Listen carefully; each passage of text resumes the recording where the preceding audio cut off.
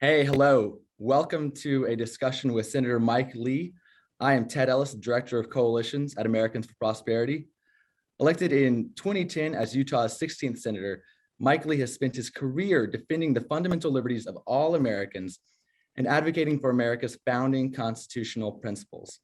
He is a great friend to AFP and serves on several key congressional committees, including the Joint Economic Committee, the Judiciary Committee, and the Commerce Committee. Senator Lee, thank you so much for being with us today. Thank you. It's a pleasure to be with you, and especially to address this important topic. Excellent. So like you say, Senator Lee, this is a very important topic. We're going to be discussing the filibuster. As you know, and as many folks out there in the audience likely know, there's a big debate going on in the Senate right now. Democratic leadership says that they need to destroy the filibuster to preserve democracy. By that, they mean they need to eliminate the 60-vote threshold needed to end debate and move to a simple majority to pass certain election administration bills that would centralize power in Washington. But there's a lot of ink being spilled on the contents of those bills elsewhere, so let's focus on the filibuster. Senator Lee, without getting much into the actual bills, can destroying the filibuster ever lead to good outcomes for our democracy? Not really, no. There would be some things about it that in time conservatives might get excited about. The problem with it is that it would destroy the Senate as an institution and destroy it in a way that would be harmful to the American people. We've always taken we've held sacred the idea that the Senate is supposed to be the cooling saucer for the tea, so to speak. It comes out piping hot from the House of Representatives. The Senate is supposed to be a place, and has been since its inception, where we could have a more deliberative process, where we could have greater opportunity for debate, discussion, and amendment of the bills.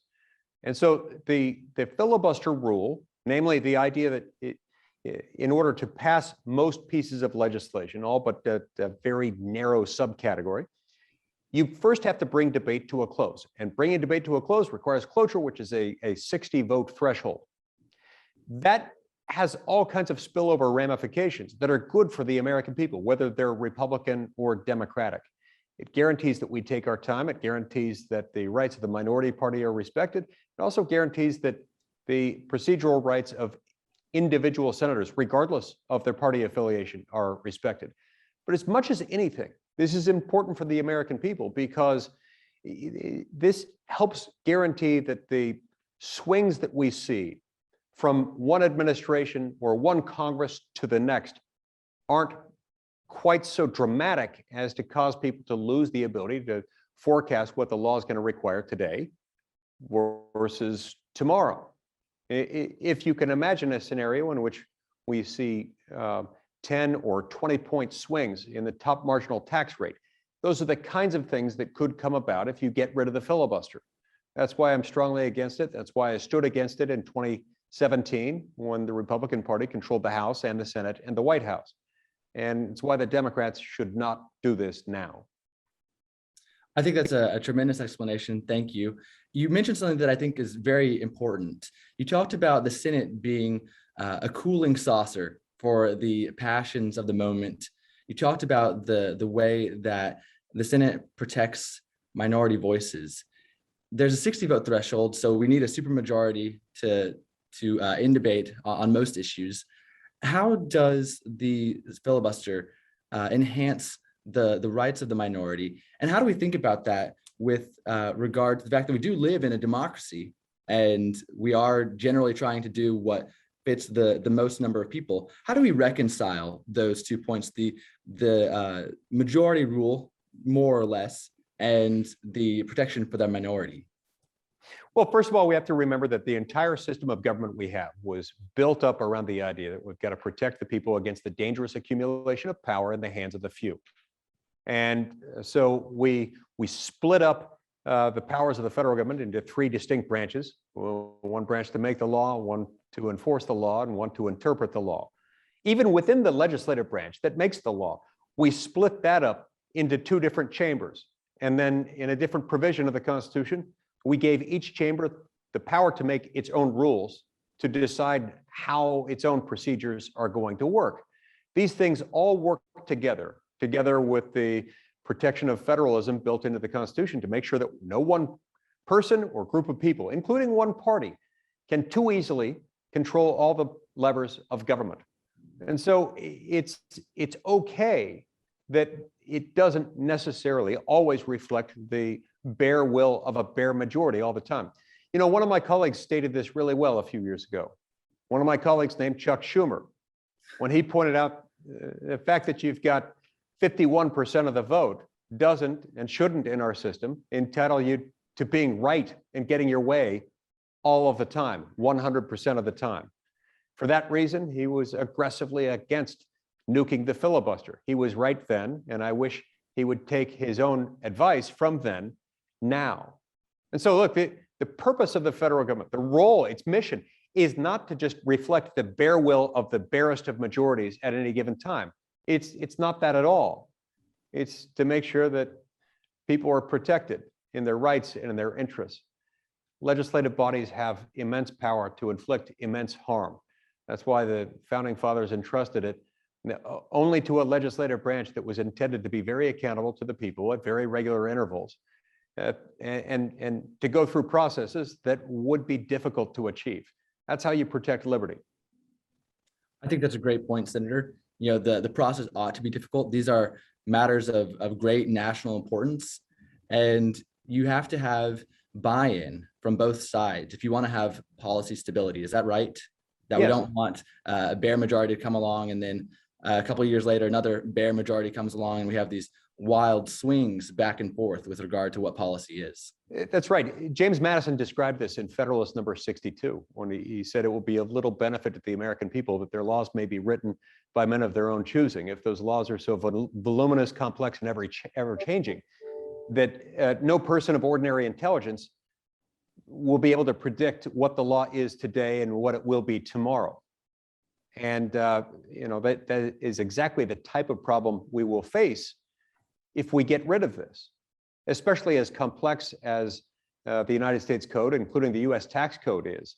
It's going to get much, much worse, and it's going to end up being far more difficult for the American people to plan ahead, whether it's for their own businesses, for their own families, or otherwise, if they can't have a reasonable expectation about what the law is. The filibuster helps protect that stability. Absolutely, that's critically important. Now, you invoked the name of Majority Leader Chuck Schumer just a minute ago, and I'm interested to double down on that conversation a little bit. You mentioned that back in 2017, you and a number of other senators called for the preservation of the filibuster, and there were those who said, you know, Republicans have a trifecta. They have the White House, they have the Senate, they have the House of Representatives. Now is the time to do away with the filibuster and accomplish all of these big Republican priorities. And you said no, and many other Democrats and Republicans said no. And yet, many Democrats have changed their tune. What's going on with that? Yeah, I think there were 27 Democrats in the Senate who signed on to that letter, along with me and most Republicans, saying that we shouldn't do this. Now, look, I can't speak for them because they're not here. I can only speculate as to what might reasonably motivate a person to take such a radically different position just a few short years later. You know, on the one hand, perhaps they're being motivated by a desire to do something big, bold, aggressive, to move the ball in a radically progressive direction during this hopefully brief moment when the Democratic Party controls the Senate and the House of Representatives and the White House. Perhaps that's motivating them. Or perhaps maybe they're also motivated by an instinct that says, if they can do this now, perhaps they can pass certain legislation, including the legislation they're trying to move this week. We won't get into all the details about that, but some of these bills might make it easier for them to lock in perpetual majorities, making it more difficult for Republicans ever to seize a majority again. That might have something to do with it too. I can't say for sure because I'm not them, they're not here. Yeah, my crystal ball is broken as well, Senator, so hard to say, but I think the explanation that you've given sounds pretty plausible to me. You know, we talked about these Democrats who said at the time, don't eliminate the filibuster. There are two that have been prominent in the public discourse, Senator Manchin of West Virginia and Senator Sinema of Arizona. And they have said they are not on board with the nuclear option, so-called nuclear option, to change the rules to destroy the filibuster. We certainly respect and appreciate that they have such a regard for the Senate as an institution and the filibuster and the moderating effects that it has on public policy.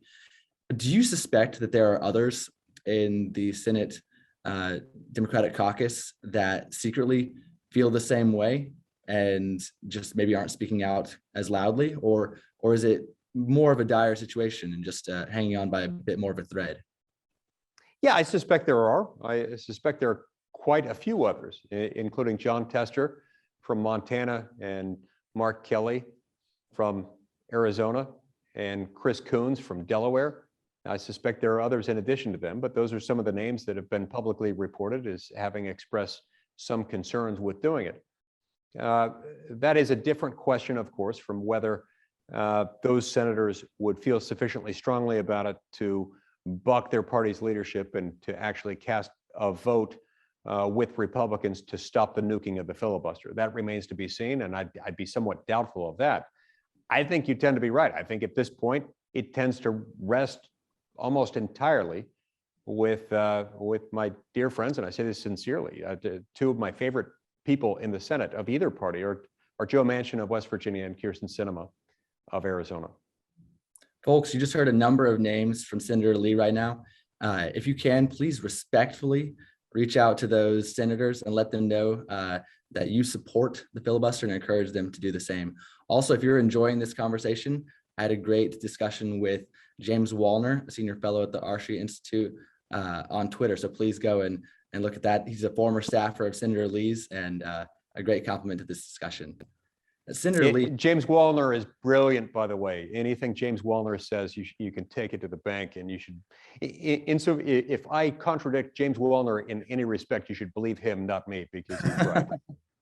By the way, with Manchin and Sinema, I have immense respect for them, and they really are heroes, and they deserve our compliments and our praise. They've gone up against immense pressure from within their own political party. So yeah, please join me in thanking them.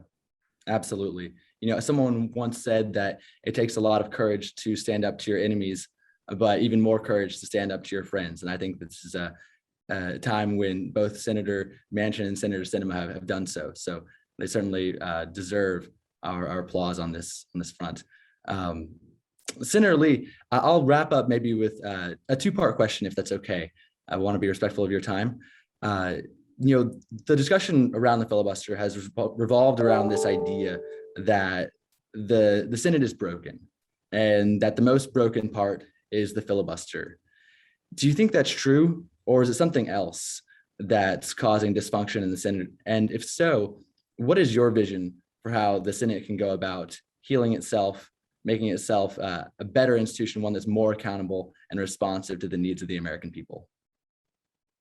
The short answer to your question is no, I don't think the Senate's broken. I do think there are some things that it could do better. I think the Senate is not at its best when it acts hastily, when it acts under threat of something imminent happening that it doesn't want to have happen, or when it acts under threat of party leadership in either party or both parties.